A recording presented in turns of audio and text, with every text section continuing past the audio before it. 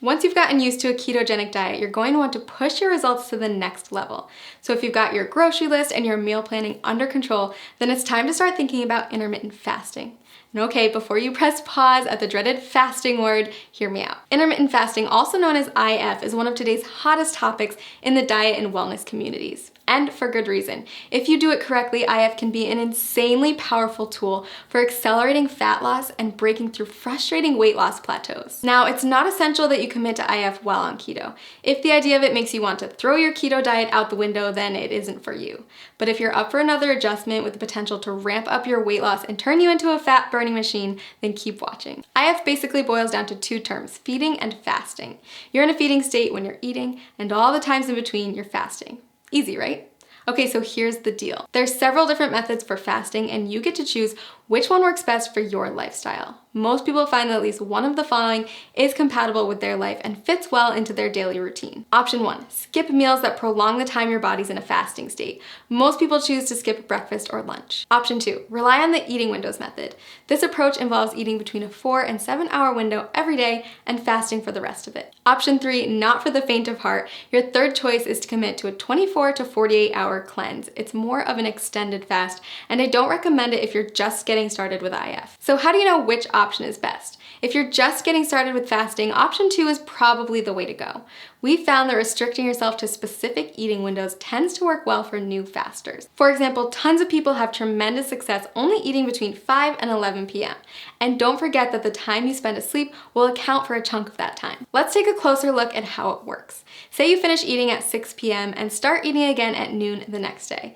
That means you fasted for 18 hours and eaten for 6. In other words, you've achieved an 18-6 window. If you finish eating as early as 5 p.m. and don't eat again until noon the next day, then you've fasted for 19 hours and eaten for 5, or you've achieved a 19-5 window. You don't have to adhere to IF every day. You can try it out once a week at first, listen to your body, and then add in more IF days over time. So why does IF work anyway? The first and simplest reason is that our bodies can only take in so much food at a time. If you're someone who struggles with overeating or snacking out of boredom, IF can help to drastically cut those extra calories and keep you within your limits for weight loss. When your body's in a fasting state, it will begin to break down stored fat to use as energy. So if you're following a ketogenic diet, your body is already mimicking a fasting state since it's relying on fat, not glucose, as its main source of fuel. Just make sure that you're still hitting your daily macros and getting enough fat when you're in your eating window. If this sounds overwhelming, don't worry. We've got a tool that builds intermittent fasting into a keto diet regimen customized for your needs and goals. Click the link below this video to discover your personalized plan. And keep in mind that the benefits of IF go far beyond weight loss. After all, there's a reason why every wellness community is talking about it, and why thousands of today's top performers have made it a part of their daily routine. People who practice fasting on a regular basis reap tremendous health benefits in many areas, not just by turning their bodies into maximum fat-burning machines. Nobel Prize winner Yoshinari Asumi discovered that fasting can trigger autophagy, which is essentially a deep cleaning process for your cells. Autophagy helps to stop the aging process, reverse disease, and prevent cancer. It's basically the body's way of cleaning out cells by recycling non-essential components like damaged proteins and getting rid of invading microorganisms and toxic compounds. Like most complex mechanisms, your body needs a break from feeding, so it can focus on performing these other functions instead. Not only does fasting trigger autophagy, it also increases the number of ketones in your bloodstream more than a keto diet alone will do.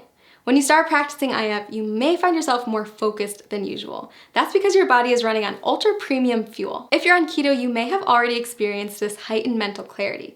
So consider adding IF to your routine, a way to get more bang for your buck, so to speak. Lots of people ask me if they can do IF if they're avid exercisers. If that's you, don't worry. Countless studies have shown that intermittent fasting is compatible with fitness routines and can even result in higher metabolic adaptations, improved muscle synthesis, and even better response to post-workout meals. So is IF right for you? If you're not afraid to change it up, burn more fat, focus better, and improve overall health, then I say give it a try. I've honestly never seen as much success as I do with people who combine a ketogenic diet with an IF lifestyle. It's truly the holy grail of weight loss and optimum health. Click the link below this video to create your own customized keto diet plan where you can easily add intermittent fasting into your daily routine.